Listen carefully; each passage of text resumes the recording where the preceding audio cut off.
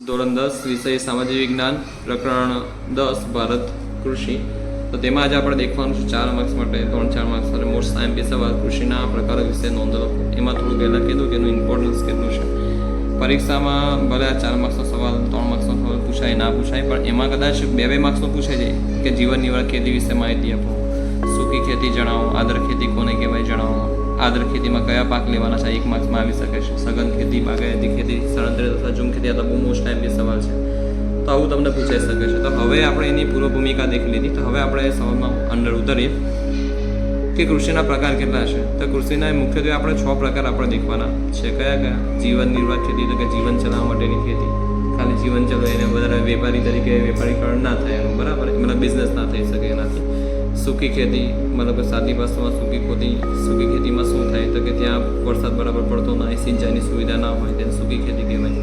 આદરક ખેતી, ભીની ખેતી, ત્યાં વરસાદ બરાબર પડતો હોય, સિંચાઈની ખેતી જબરજસ્ત હોય તો ત્યાં આદરક ખેતી થાય. સ્થળાંતરિત ખેતી અથવા ઝૂમ ખેતી કોને કહેવાય? તો એક જગ્યાએ તમે ખેતી કરી લીધી 2-3 વર્ષ લગીને, હવે તે જમીન ખેતી કરવા માટે ઉત્પાદન લાયક છે નથી, મતલબ કે બરાબર પાક ત્યાં આવતો છે નથી, તો તે જમીનને સળગાવી દેવાનું. મતલબ જે બી પાક થયો હોય તે સળગાવીને ત્યાર પછી બીજી જમીન પર જતા રહેવાનું, અને બીજી જમીન પર 2-3 વર્ષ લગીને ત્યાં બી આવી રીતે ખેતી કરીને પછી ત્રીજી પર જવાનું, પાછું ત્રીજી પરથી પાછું પહેલી પર આવવાનું, કાં તો ચોથી પર જવાનું, પછી પાછું પહેલી પર આવવાનું, પહેલી જમીન પર આવવાનું. તો એવી જમીનને સ્થળાંતરિત અથવા ઝૂમ ખેતી કહેવાય. પછી બાગાયતી ખેતી, બાગમાં થતી ખેતીને બાગાયતી ખેતી કહેવાય. પછી સઘન ખેતી, તો કે ત્યાં સિંચાઈની સગવડતા સારી હોય, બિયારણ સારું વપરાતું હોય, રોકડીયા પાકોનું વાવેતર થતું હોય, ત્યાં બરાબર બિઝનેસ તરીકે સઘન ખેતી બહુ ઇમ્પોર્ટન્ટ છે. તો આ તમને શોર્ટમાં સમજાવ્યું ખેતી કોને, મતલબ તેના પ્રકારો સમજાવ્યા. હવે આપણે ઉતારીએ અલગ અલગ ખેતી. જીવન નિર્વાહ ખેતી, કે જે ખેતીનું ઉત્પાદન ખેડૂતના પોતાના કુટુંબના ભરણ પોષણ વપરાઈ જાય.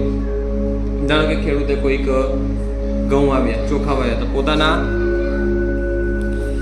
મતલબ ખેતીનું ઉત્પાદન પોતાના આપણા ખેડૂતના પોતાના જ કુટુંબના ભરણ પોષણ વપરાઈ જાય. ઘઉં આવ્યા છે તો ઘઉં પોતાના ખેતરમાં પોતાના ઘરમાં જ વપરાઈ ગયા. શેરડી કરી છે, શેરડીમાંથી સામાન્ય ભાષામાં જે પેલી ગાય ભેંસને ખવડાવવા જે પેલી બાંડી આવતી હોય છે તેમાં જ વપરાઈ જાય છે, બરાબર.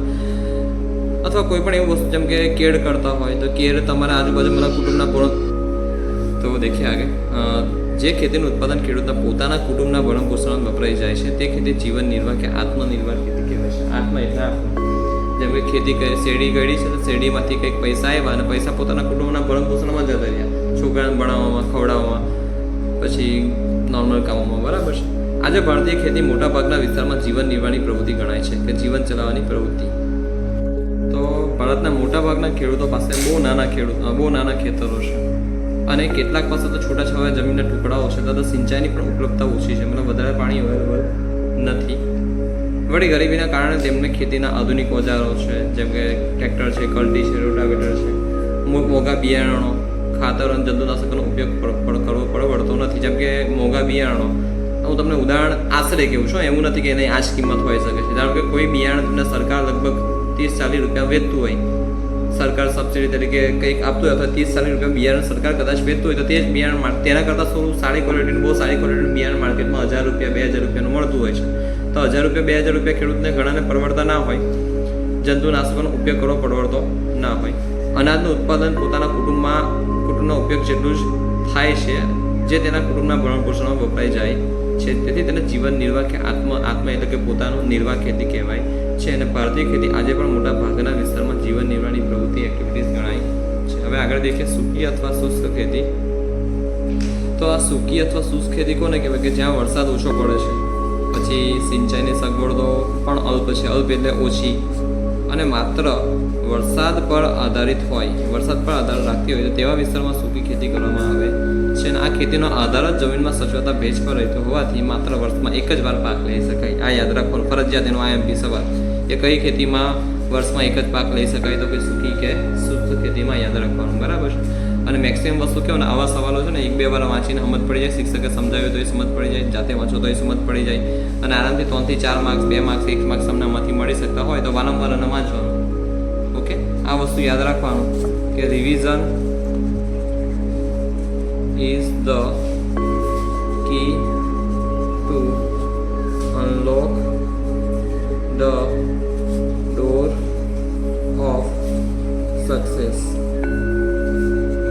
કે સફળતાનો દરવાજો ખોલવાનો સારામાં સારી ચાવી કઈ છે? તો કે રિવિઝન, પુનરાવર્તન, વારંવાર વાંચવું પડે એને. હવે આગળ દેખીએ સૂકી અથવા શુષ્ક ખેતી તો થઈ ગયું છે, તેમાં એક જ પાક લઈ શકાય. અહીંયા કયા કયા, જેમ કે વાત કરીએ સૂકી અથવા શુષ્ક ખેતીમાં મતલબ કોને ઓછું પાણીની જરૂર હોય તો કે જુવાર, બાજરી, કઠોળ જેવા પાકની ખેતી થાય છે, તેમને પાણી ઓછું જરૂર હોય, આપણે યાદ રાખવાનું. બરાબર, એટલે તમે આ વસ્તુ જો આ મોડે કર્યું ને તમને હવે ખબર પડે કે પાણી, તમને ખબર બી પડે કે ભારતમાં કઈ કઈ જગ્યાએ પાણી વધારે છે, પાણી ઓછું છે. બરાબર. શું રાજસ્થાનમાં આપણે વાત કરીએ તો કે રાજસ્થાનમાં સૂકી અથવા શુષ્ક ખેતી થાય અમુક અમુક જ્યાં કરવા જેવી છે. તમે દેખજો બી ખરા, જુવાર, બાજરી, તો ત્યાંના લોકો રોટલા વધારે ખાતા હોય છે. ખબર છે ને કેમ વધારે ખાય? કેમ કે ત્યાં વગર એટલું બધું પાણી નહીં લાગતું કે એ લોકો ચોખા ઉગાડી શકે. ડાંગરને બહુ પાણી જોઈએ, હે ને? અહીં છે જો પેલું જાય ડાંગર, ખબર પડે, ડાંગરને બહુ પાણી જોઈએ, એટલું બધું પાણી નહીં થતું કે એ લોકો ચોખા કરી શકે. એટલા માટે સાદી ભાષામાં એ લોકો રોટલા વધારે ખાતા હોય છે. એમનું સરસ મજાનું પેલું ફેવરેટ ભોજન કયું છે? દાળ બાટી, હે ને? દાળ બાટીમાં બી મોટા ભાગનું અનાજ જ આવતું હોય છે. ગુજરાતના ભાલ પ્રદેશમાં ચોમાસું પૂરું થયા પછી ભેજવાળી જમીનમાં આ રીતે ઘઉં અને ચણાનો પાક લેવામાં આવે છે. આ યાદ રાખવાનું છે. પછી આદ્ર ભીની ખેતી કરવાની છે કે જ્યાં વધુ વરસાદ પડે છે અને સિંચાઈની પણ સગવડ છે ત્યાં આદ્ર અથવા ભીની ખેતી થાય છે. અને વરસાદ ન પડે કે ઓછો પડે ને ત્યારે સિંચાઈ દ્વારા વર્ષમાં એક કરતાં વધુ પાક લઈ શકે છે. આ યાદ રાખવાનું છે, કેમ કે તે આવા પાકને છે ને વધારે પાણીની જરૂર પડે પણ સિંચાઈની પણ સગવડ હોવી જોઈએ વરસાદ ના પડે ત્યારે. ઓકે, અને વરસાદ પડે તો પાણી મળતું હતું પણ ઘણી વખતે વરસાદ ના પડે તો સિંચાઈ હોવી જોઈએ. તો ડાંગર, શેરડી, કપાસ, ઘઉં, શાકભાજી વગેરેની ખેતી થાય છે. આ યાદ રાખવાનું ઉદાહરણ. હવે સ્થળાંતરિત અથવા ઝૂમ ખેતી કહે કે ગીચ જંગલોના પ્રદેશમાં આ પ્રકારની ખેતી કરવામાં આવે છે. ગીચ જંગલમાં તેમાં જંગલોના વૃક્ષો કાપીને કે બાળીને સાફ કરીને ખેતી કરવામાં આવે છે. હવે શું કરે તો કે સાદી બસમાં સાફ કરી દીધું ત્યાં ખેતી કરશે. 2-3 વર્ષ બાદ જમીનની ફળદ્રુપતા ઘટતા તે વિસ્તાર છોડી તે વિસ્તારને પહેલાં તો એમ કાપીને સળગાવી દે કે ત્યાંથી સિમ્પલ બસમાં જે બી પેલું કાળું રાખ વધ્યું તે રાખ થોડા સમય પછી વરસાદ પછી એ જમીનમાં જાય, મતલબ કે જે બી પેલી વનસ્પતિની અથવા જે બી પેલું વૃક્ષ છોડવાની જે રાખ હોય તે રાખ જમીનમાં જવાથી એને પોષક તત્વો મળશે. પાછા અમુક વર્ષો પછી ફરીથી આ ખેતી સરખી રીતે થઈ શકાશે. તો 2-3 વર્ષ બાદ જમીનની ફળદ્રુપતા ઘટતા તે વિસ્તાર છોડી બીજા વિસ્તારમાં સ્થળાંતર કરી એ જ પદ્ધતિથી ખેતી કરવામાં આવે અને સ્થળાંતરિત એટલે એક જગ્યાએથી બીજી જગ્યાએ જવાથી ઝૂમ ખેતી કે પણ કહેવાય છે. ને આ ત્યાંના આપણે વાત કરીએ ત્યાં અલગ એમની ભાષા છે, તે પદ્ધતિમાં એને છે ને તે ભાષામાં એમને ઝૂમ કહેવાય છે એ ખેતીને. અહીં મોટા ભાગે ધાન્ય પાકો અને શાકભાજીની ખેતી થાય છે. અને આમાં હેક્ટર દીઠ ઉત્પાદન કેવું થાય છે? ઓછું થાય છે. ઓકે, ચાલો, મતલબ અહીં પાક ઓછો લાગે છે એવું. હવે આપણે ભણીએ બાગાયતી ખેતી. તો કે સામાન્ય રીતે લાંબા સમય સુધી ઉત્પાદન આપતા પાકો ઉછેરવા માટે મોટા બગીચા અને વાડીઓનો ઉપયોગ થતો હોવાથી આ ખેતી બાગાયતી ખેતી કહેવાય. અને તેમાં પાકોનું સંવર્ધન ઘણી માવજત અને ચીવટપૂર્વક કરવામાં આવે છે. તેમનો વિકાસ ઘણી કાળજીપૂર્વક કરવામાં આવે છે. ચીવટપૂર્વક શબ્દ અથવા માવજત યાદ ના રહે તો આ બી લખવાનું કે કાળજીપૂર્વક.